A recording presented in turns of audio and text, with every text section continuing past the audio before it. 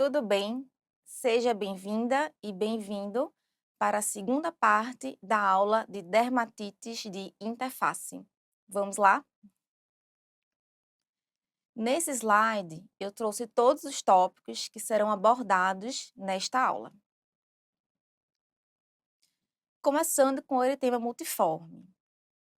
O eritema multiforme é uma reação de hipersensibilidade aguda e autolimitada a infecções, drogas, neoplasias. As lesões são multiformes. A gente pode ver pápulas, máculas, vesículas e lesões em alvo. E essas lesões, elas podem aparecer em mucosa, extremidades inferiores, palmas e plantas mais frequentemente. Tá? Nessa imagem aqui, a gente vê numerosas pápulas e aqui a gente vê uma lesão em alvo.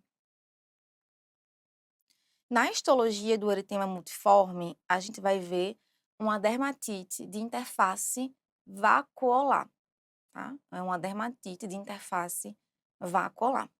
Então, nesse aumento, a gente já vê áreas de alteração de interface, ó, áreas de vacuolização da camada basal. A gente vê também que a camada córnea é normal, é uma camada córnea em rede de basquete, tá? Por quê? O eritema multiforme é um quadro agudo, então não dá tempo da camada córnea fazer uma paraceratose, por exemplo. Então a gente vai ver a camada córnea em rede de basquete. Na derme, infiltrado inflamatório, linfocítico, perivascular superficial. No maior aumento, a gente vê, mais uma vez, camada córnea normal em rede de basquete.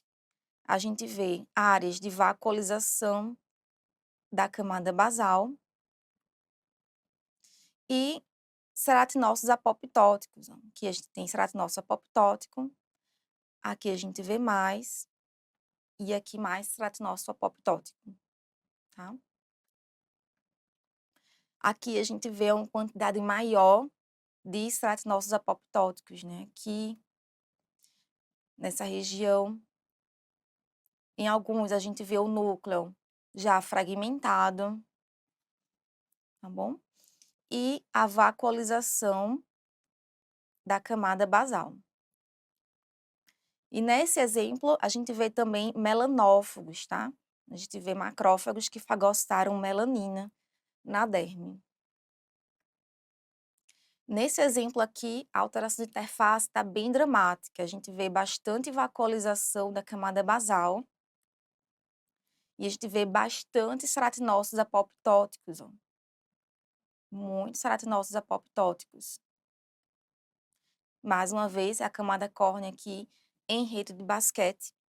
E na derme, um estado inflamatório linfocítico perivascular. Mais um outro exemplo de eritema multiforme.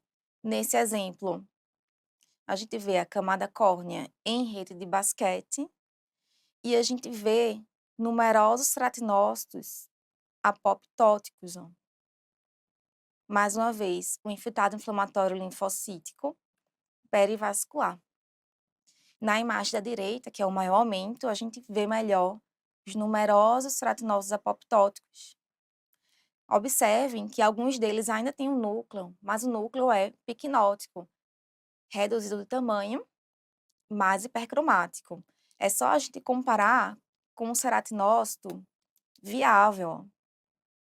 Vamos comparar com um ceratinócito viável. O núcleo do ceratinócito apoptótico, ele é menor e mais hipercromático, e o citoplasma mais eosinofílico. Mais uma vez, a gente vê uma área focal, ó, de vacuolização da camada basal. A síndrome de Stevens-Johnson e a necrólise epidérmica tóxica são um espectro severo e epidermolítico de reação cutânea adversa à droga, tá? Dependendo da fonte que você vai pesquisar, esse espectro inclui também o eritema multiforme, tá? Então, o espectro, ele incluiria uma forma menos grave, que é o eritema multiforme, passa pela síndrome de Stevens-Johnson e vai até a necrólise epidérmica tóxica, que seria a forma mais grave, o ponto mais grave desse espectro. Na síndrome de Stevens-Johnson, vai ocorrer necrose de ceratinócitos, com descolamento da epiderme em menos de 10% da superfície corporal. E na necrólise epidérmica tóxica, ocorre uma necrose de toda a espessura da epiderme, com descolamento dessa epiderme em mais de 30% da superfície corporal. Então, observe que, histologicamente, nas duas formas, a gente vai ver a necrose de toda a espessura da epiderme. O que vai diferenciar vai ser a extensão clínica das lesões, né? O quanto de superfície corporal é comprometida pelas lesões. Existe uma forma também de sobreposição em que o paciente tem de 10 a 30% da superfície corporal comprometida. E geralmente essas lesões têm o início no tronco com disseminação centrífuga, tá? E aqui a gente está vendo um exemplo de máculas eritematosas com centro, com ponto central de necrose da epiderme. Então, o que é que a gente vai ver na histologia? A gente vai ver necrose de toda a espessura da epiderme. É o que a gente está vendo aqui. A gente está vendo, ó, necrose de toda a espessura da epiderme. Então, aqui é a epiderme necrótica e aqui é a camada córnea, tá? Observe que essa epiderme necrótica, ela se descolou da derme, ó. Ela se descolou da derme. E na derme, a gente não vê um infiltrado inflamatório importante, tá? Geralmente, a gente não vai ver um infiltrado inflamatório importante aqui na derme. No maior aumento, a gente vê, ó, a epiderme com toda essa sua espessura necrótica, e aqui é a camada córnea. Por que que eu sei? Como que eu identifico que essa epiderme, ela tá necrótica? É só a gente comparar com a epiderme normal, a epiderme saudável. Então, aqui ocorreu uma perda do padrão arquitetural. A gente vê a sombra dos ceratinócitos, porque eles estão necróticos. Aqui a gente vê melhor, olha só, toda a espessura da epiderme está necrótica. Eu vejo o quê? Eu vejo só sombra de ceratinócitos. Aqui, por exemplo, ó, eu vejo a sombra de ceratinócitos. E alguns ceratinócitos eu vejo que eles têm um núcleo picnótico, ó. O núcleo está picnótico. E nessa imagem é para a gente ver que não existe, geralmente, a gente não vai encontrar um estado inflamatório importante na derme. Aqui é um outro exemplo. Nesse exemplo, o que é que está destacando? Camada córnea em rede de basquete. Então, aqui, mais uma vez, como no eritema multiforme, a gente tem um quadro de início abrupto. Então, a camada córnea não dá para fazer paraceratose. Então, ela vai estar normal em rede de basquete. O que é que a gente vê mais? A gente vê a epiderme completamente necrótica, ó. Essa epiderme, ela se continua aqui, ó, a epiderme completamente necrótica, em toda a espessura. E no lado esquerdo dessa imagem, a gente vê uma coisa interessante. A gente vê uma área de reepitelização, tá? Então, abaixo dessa epiderme necrótica que se descolou da derme, começou uma área de reepitelização. E observe que esse epitélio que está reepitelizado, ele continua a sofrer agressão. Tanto é que a gente vê ceratinócito apoptótico, a gente vê vacuolização da camada basal, tá bom? Nesse exemplo, o que que a gente está vendo? Camada córnea em rede de basquete. Aqui também, ó, camada córnea em rede de basquete, tá? Só para situar você, essa imagem aqui de baixo está de cabeça para baixo, tá bom? É como veio na lâmina. Então, camada córnea normal em rede de basquete e toda a espessura da epiderme necrótica. E aqui, além da necrose, o que é que a gente está vendo? A chegada de células inflamatórias, a chegada de neutrófilos. O que esses neutrófilos estão fazendo aí? Eles vão limpar esse tecido necrótico, tá bom? Eles vão limpar esse tecido necrótico. Aqui é um outro exemplo. Olha só a epiderme necrótica. A epiderme se descolou da derme. A derme, mais uma vez, não tem um estado inflamatório importante.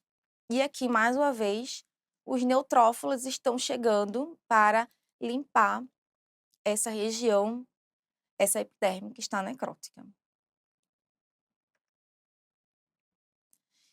A doença do enxerto versus hospedeiro tem uma fase aguda e uma fase crônica.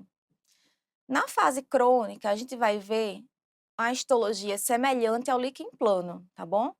Na doença do enxerto versus hospedeiro crônico, a gente vai ver uma histologia semelhante ao líquen plano. Já na fase aguda, o que a gente vai encontrar? No grau 1 da doença do enxerto versus hospedeiro aguda, a gente vai encontrar vacuolização da camada basal. A gente vai encontrar a formação de vacúolos na camada basal. No grau 2, a gente vai começar a ver a necrose de células satélite. E o que é essa necrose de células satélite? É quando a gente encontra ceratinócitos apoptóticos, como esse aqui, circundados por 2 ou mais linfócitos, tá? Então, aqui a gente está vendo uma necrose de célula satélite. A gente vê um ceratinócito necrótico, um ceratinócito apoptótico, circundado por 2 linfócitos. Aqui a gente vê um outro exemplo de necrose de célula satélite. Um ceratinócito apoptótico, circundado por 2 linfócitos, tá? No grau 2, a gente vai ver, além da vacuolização da camada basal, a necrose de célula satélite. A gente pode ver também espongiose na epiderme e linfócitos permeando a epiderme, exocitose de linfócitos para a epiderme. No grau 3, a gente vai ver formando uma fenda subepidérmica, a gente vai ver formando uma fenda subepidérmica. E no grau 4, a gente vai ver a perda da epiderme. A epiderme ela vai estar completamente necrótica. Esse, por exemplo, é um exemplo de uma histologia da doença do enxerto versus hospedeiro aguda. Grau 1, em que a gente vê só alteração de interface vacuolar, tá bom? E tem um estado linfocítico leve perivascular. Nesse exemplo, o que a gente está vendo? A gente está vendo na derme melanófagos, infiltrado inflamatório perivascular de linfócitos, e a gente já começa a ver alguns linfócitos permeando a epiderme. A gente já começa a ver exocitose de linfócitos para a epiderme. Nesse exemplo, o que a gente está vendo? A fenda subepidérmica. Ó. Fenda subepidérmica.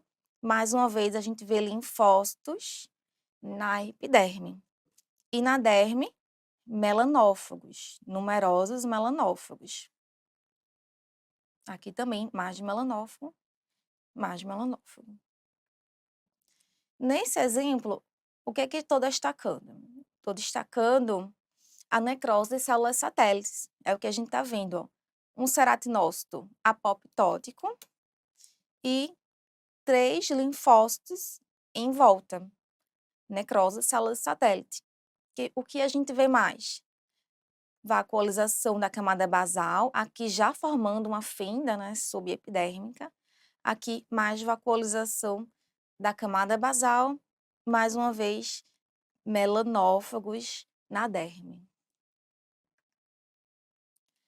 Mais uma vez, mais um exemplo da doença do enxerto versus hospedeiro aguda, em que a gente vê vacuolização da camada basal e ceratinócitos apoptóticos.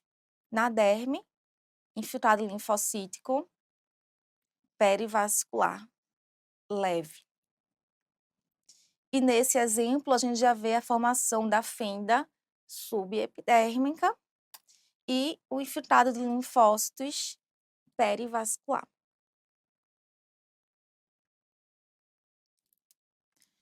O lúpus eritematoso cutâneo pode ser dividido em dois grupos. O grupo das manifestações específicas e o grupo das manifestações não específicas. Esse grupo das manifestações específicas são aqueles que histologicamente possuem as características típicas do lúpus eritematoso, que é a dermatite de interface vacuolar e as outras alterações que eu vou falar daqui a pouquinho. E o grupo das manifestações não específicas, eles não têm histologicamente as alterações características do lúpus eritematoso, tá? Essas manifestações não específicas incluem a vasculite, o livedo reticular e o fenômeno de Raynaud. E quais são as características histológicas do lúpus eritematoso cutâneo?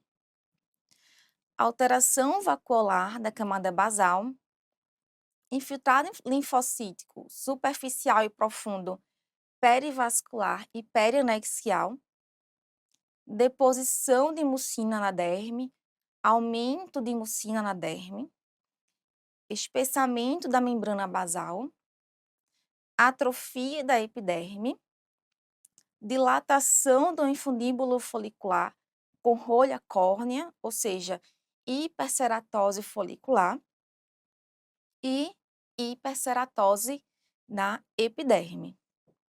E dentre as manifestações específicas, a gente tem aquelas que são agudas, subagudas e crônicas.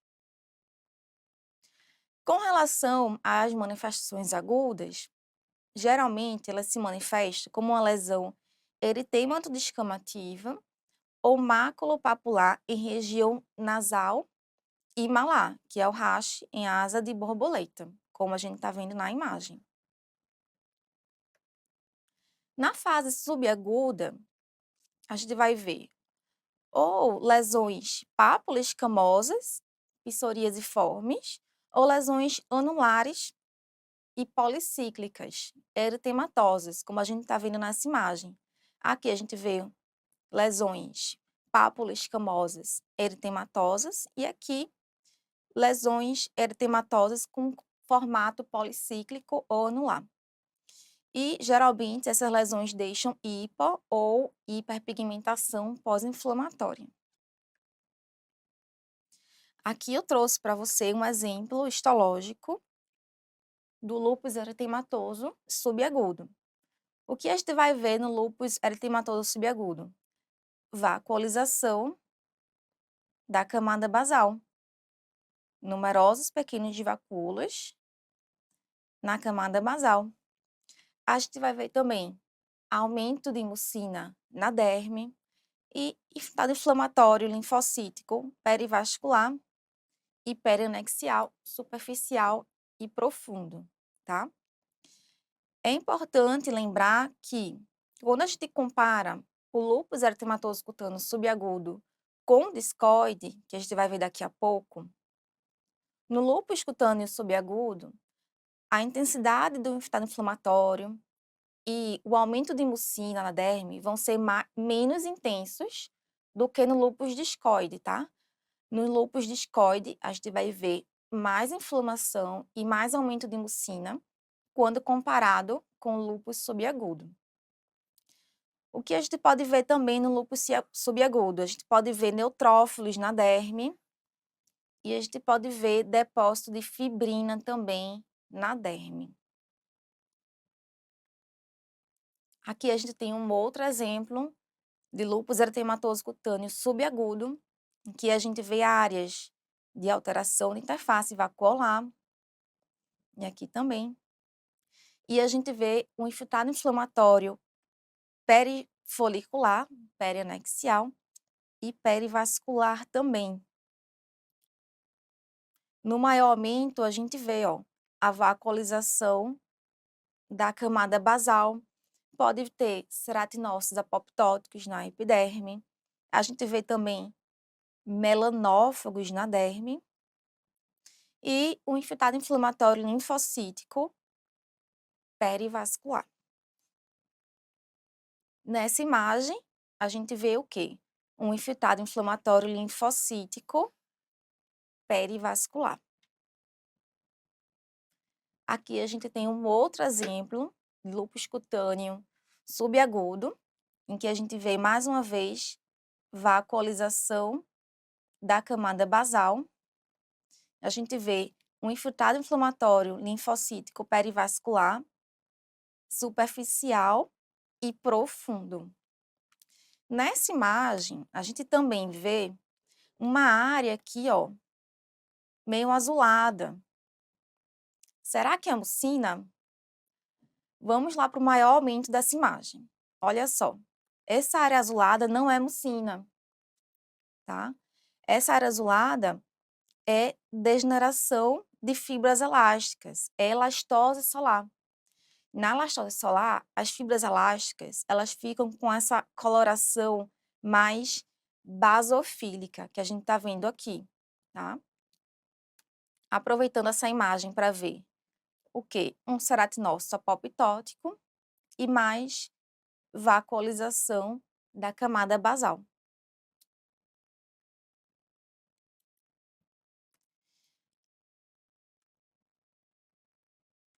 No lúpus eritematoso cutâneo crônico, vão aparecer lesões eritematosas, infiltradas, arredondadas, com hiperceratose central, que regridem deixando cicatriz atrófica em face, pavilhão auricular e couro cabeludo, né? Inclui o lúpus discoide, o lúpus túmido e o lúpus profundo. O lúpus eritematoso profundo a gente não vai ver nesta aula, a gente vai ver na aula de paniculites, tá? Então aqui eu trouxe dois exemplos para você ver. No exemplo de cima a gente tem um lúpus túmido, né? No lúpus túmido a lesão não deixa cicatriz, tá? A lesão não resolve com cicatriz atrófica. Essa cicatriz atrófica a gente pode ver no lúpus discoide, que é esse exemplo aqui de baixo. E quais são as alterações histológicas do lúpus eritematoso discoide? A gente vai ver alterações na epiderme e alterações na derme.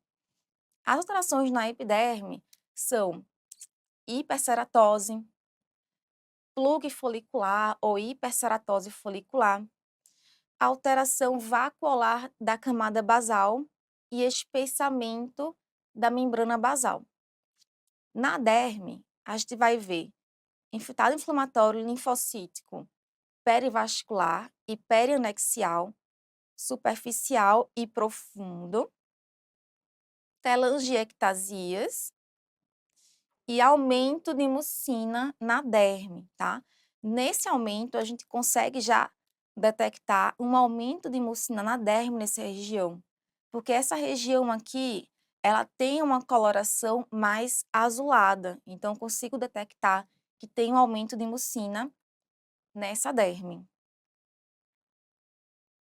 Nesse maior aumento, a gente vê, mais uma vez, a hiperceratose, a gente vê um infiltrado inflamatório linfocítico perifolicular e perianexial também, e a gente consegue identificar um aumento da mucina na derme, nessa região aqui, ó.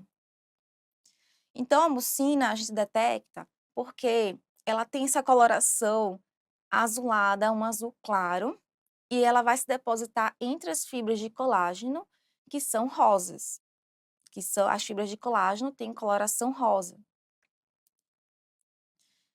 Mais uma vez, há um infiltrado inflamatório linfocítico perifolicular e áreas de alteração de interface.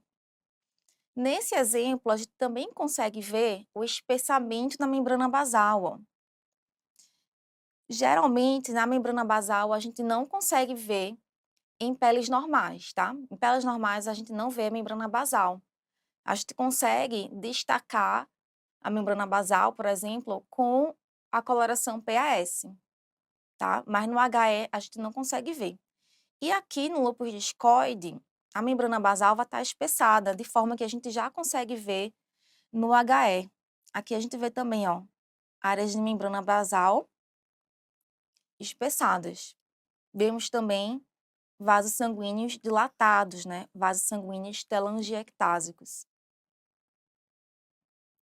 Nesse exemplo, a gente está vendo uma rolha córnea, né? Uma hiperceratose folicular e, mais uma vez, um espessamento da membrana basal. Nessa imagem, essa imagem está chamando a atenção um aumento da mucina na derme. A gente vê aqui, nessa glândula écrina, um depósito de material azulado, ó. Material azulado bem delicado, que é a mucina. E esse material também está entre as fibras de colágeno. As fibras de colágeno, elas são rosas, são eosinofílicas, e a mucina tem essa coloração mais basofílica, mais azulada. Mais uma vez, a gente vê, ó, fibra de colágeno, eosinofílica, e entre as fibras de colágeno, a gente vê esse material azulado, que é a mucina.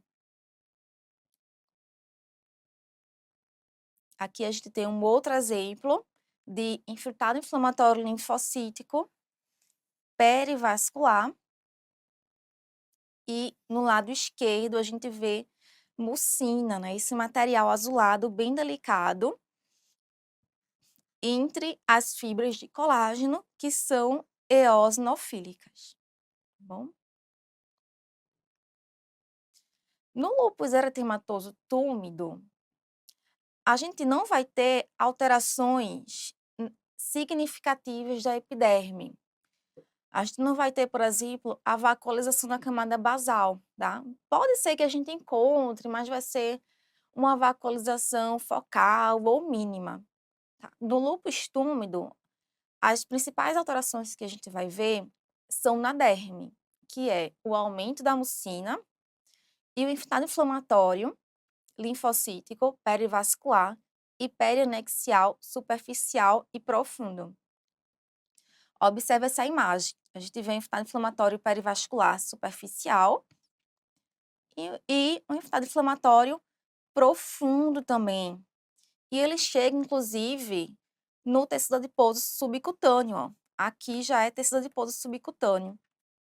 Então, é um infiltrado inflamatório perivascular e perianexial superficial e profundo e aumento de mucina na derme. Nesse maior aumento, a gente vê um infiltrado inflamatório perivascular. Aqui a gente tem um vaso sanguíneo, ó. Aqui a gente vê um vaso sanguíneo. E aqui está destacando a mucina, o aumento da mucina, que a gente já viu que é esse material azulado, bem delicado, que fica entre as fibras de colágeno, tá? Aqui no lúpus túmido, a gente também pode ver infiltrado inflamatório intersticial, como a gente está vendo aqui, ó. Alguns linfócitos entre as fibras de colágeno.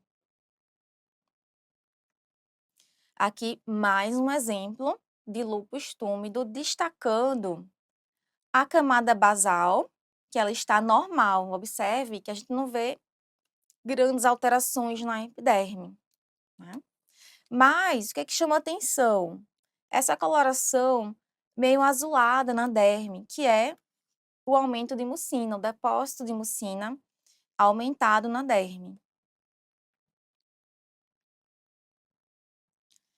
O lúpus eritematoso sistêmico, a histologia vai ser semelhante ao lúpus eritematoso cutâneo subagudo, tá bom?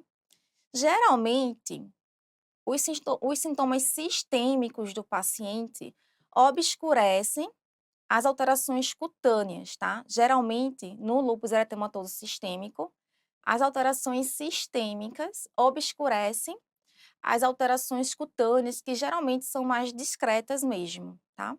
Dentre as alterações cutâneas, a gente tem o eritema malar, o eritema palmar e a fotossensibilidade, por exemplo. Se a gente biopsiar essas regiões, a gente vai encontrar uma dermatite de interface vacuolar, né? A gente vai encontrar alterações que lembram o lúpus eritematoso subagudo. Então, a gente está vendo uma área focal de vacuolização da camada basal e o infiltrado inflamatório perivascular e perifolicular, superficial e profundo. Podemos ver também aumento de mucina na derme. No lúpus eritematoso neonatal, vai ser observado no paciente um rash eritematoso, descamativo, policíclico e geralmente não cicatricial. E na histologia, a gente vai ver um quadro semelhante ao lúpus eritematoso cutâneo subagudo. Então, nessa imagem da esquerda, a gente vê áreas de vacuolização da camada basal, um infiltrado inflamatório linfocítico perivascular, que pode ser também perinexial, superficial e profundo.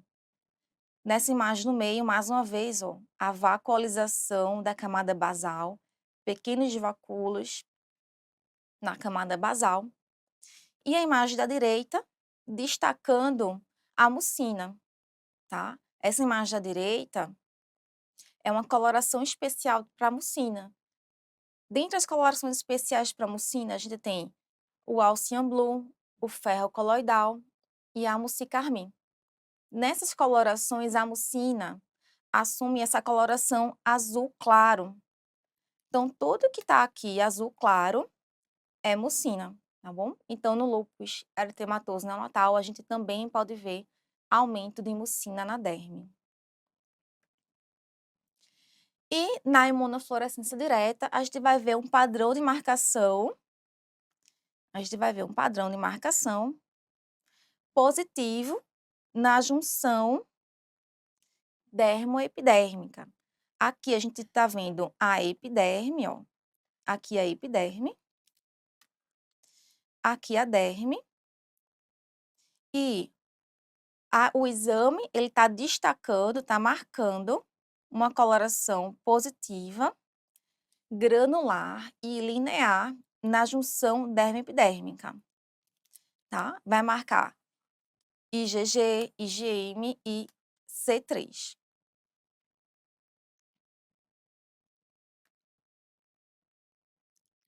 Na dermatomiosite, a dermatomiosite é uma doença autoimune caracterizada por miopatia inflamatória e erupção cutânea. O sintoma muscular inclui a fraqueza muscular proximal simétrica. E as lesões patognomônicas são as pápulas de Gottron e o sinal de Gottron, que se localizam sobre articulações, como, por exemplo, mostrado nessa imagem. E as lesões características são o heliotropo, as máculas eritemato-poiquilodérmicas em ombro, braços, no V do decote e no dorso. Na histologia da dermatomiosite, a gente vai ver alterações na epiderme e alterações na derme. As alterações na epiderme são vacuolização da camada basal e epiderme atrófica, tá? A gente vê aqui que essa área, a epiderme, está mais fina, tá atrófica, em relação com essa epiderme. A gente também vai ver derme com aumento de mucina e infiltrado inflamatório linfocítico perivascular, que geralmente é leve. Nesse aumento, a gente vê a epiderme mais fininha, né? A epiderme atrófica, e vê áreas de vacuolização da camada basal, pequenos vacúolos na camada basal. e na derme, infiltrado inflamatório linfocítico perivascular. Aqui a gente vê melhor o infiltrado inflamatório linfocítico perivascular. E nessa imagem, ela está destacando o aumento da mucina dérmica. Olha só, todo esse material azulado, delicado, esse azul claro, entre as fibras de colágeno, é mucina, o aumento de mucina na derme, tá? Mais uma vez, o colágeno são essas fibras rosinhas, essas fibras eosinofílicas. E a mucina tem essa coloração basofílica, um azul claro. O que a gente vê nessa imagem também? Epiderme atrófica, a gente vê ceratinócitos apoptóticos, outro aqui, outro ceratinócito apoptótico aqui, e vacuolização da camada basal, áreas de vacuolização da camada basal. E essa imagem é o exemplo anterior, mas com coloração especial para a mucina, né? Como eu já comentei, a mucicarmim, o Alcium Blue e o ferro coloidal vão destacar a mucina em azul. Então, tudo nessa imagem que é azul é mucina, tá? É um azul pálido, um azul claro.